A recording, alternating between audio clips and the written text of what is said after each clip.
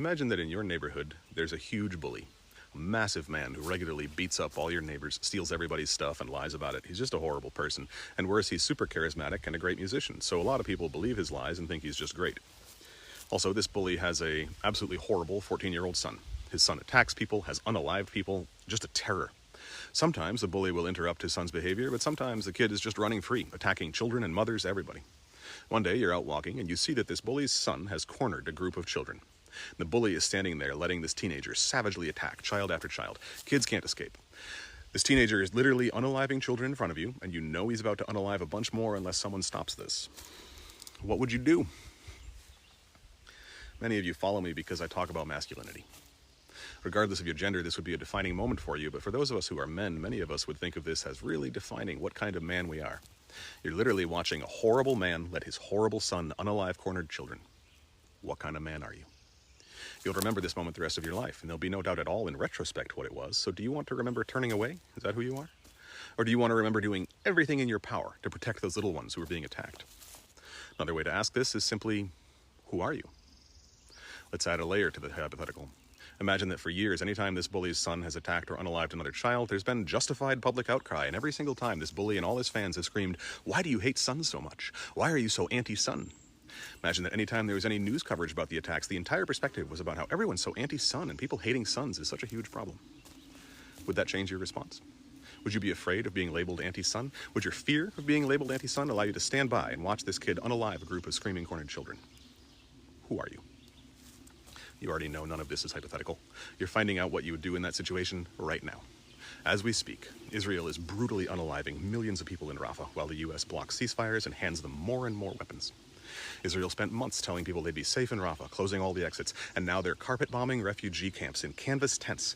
Remember just a few months ago when both Israel and the U.S. were insisting that Israel would never blow up a hospital?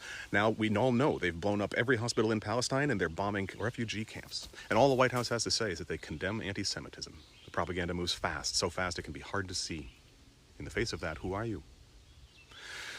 As Israel unalives 500,000 starving, trapped children, will you stand on safe, neutral ground, excusing yourself from responsibility or action with nonsense about how it's complicated, like a selfish little coward?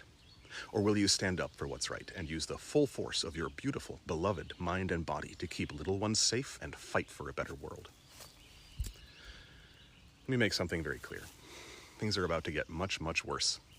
Climate change is shattering every predictive model. It's been academic, but it's not going to stay that way. In the next few decades, we'll see the rise of unimaginable climate refugee crises, debilitating food shortages, diseases. It's going to get bad. It takes no prescience to see this, just a little courage and the will to look past the constant stream of distractions. The current inflation and housing crises are just the trickle before the flood, and the rich know this, so they're stealing as much money as they can and cashing out. They're not building spaceships and bunkers for fun. Propaganda is getting more nuanced and harder to combat at scale, so more and more people are joyfully cheering the corporations and billionaires who are unaliving us all. The U.S. and the corporations have one plan to address climate change and income inequality. Let me show it to you. This is a map of every new paramilitary police training facility being built in the U.S. right now. This is what the U.S. is investing in. Their entire plan to address climate change and income inequality is fascism. That's it. They're going to watch corporations burn the world to ashes for the sake of another quarter of record-breaking profits, and they're currently making sure that they're ready to demonize and incarcerate anyone who opposes them. That's why they're killing this app. It's too transparent.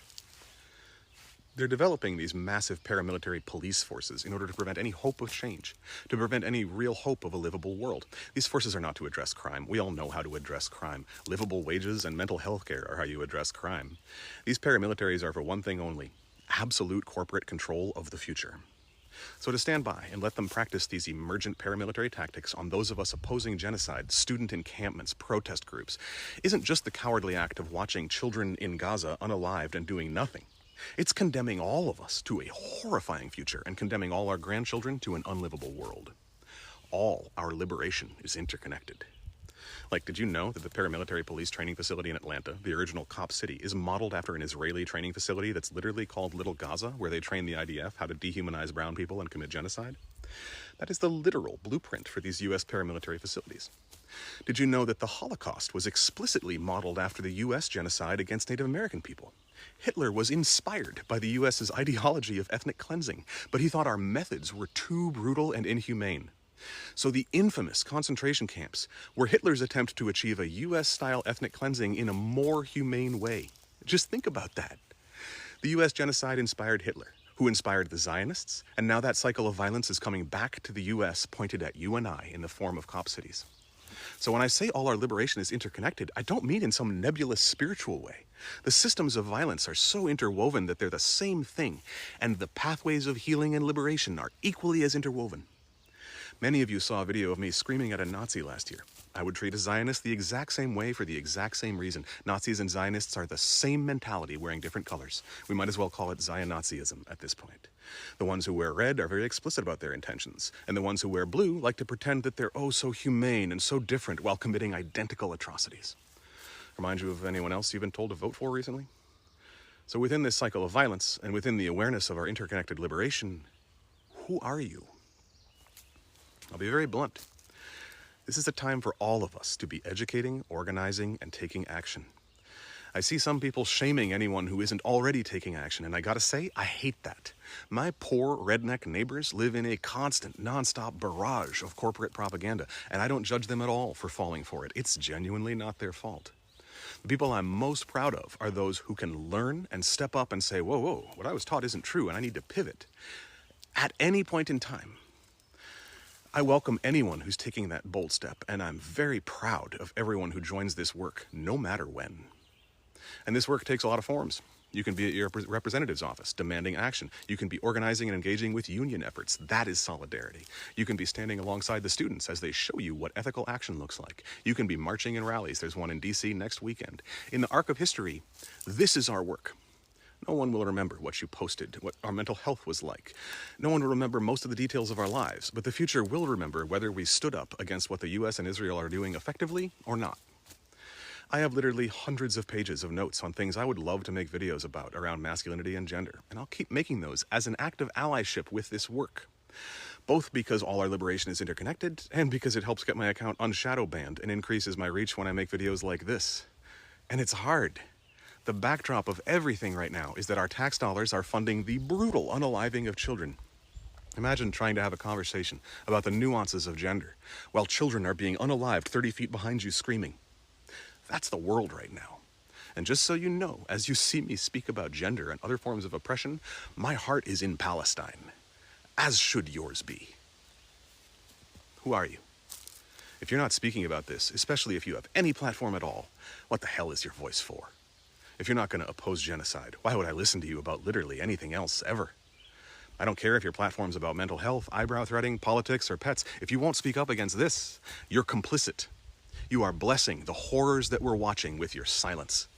Things are getting worse, and they're about to get much worse. How much worse are you going to watch it get before you stand up? I understand the instinct to freeze, to make sure we have all the information before doing anything dramatic or risky. And the corporate propaganda gets it too. They count on it. This is why they funded 50 years of fake climate science. It's why they're paying billions to flood our news feeds with anything to distract and mislead us. They don't need us to agree. They just need us to not act. And they're doing everything they can to mislead and terrify us into complicity. But your grandchildren and the possibility of a healthier world really, really need you to act. If you don't know where to start, read this book or listen to any of Adrienne's talks. She's brilliant, and she'll hold your hand and show you step by step how to start building a better world.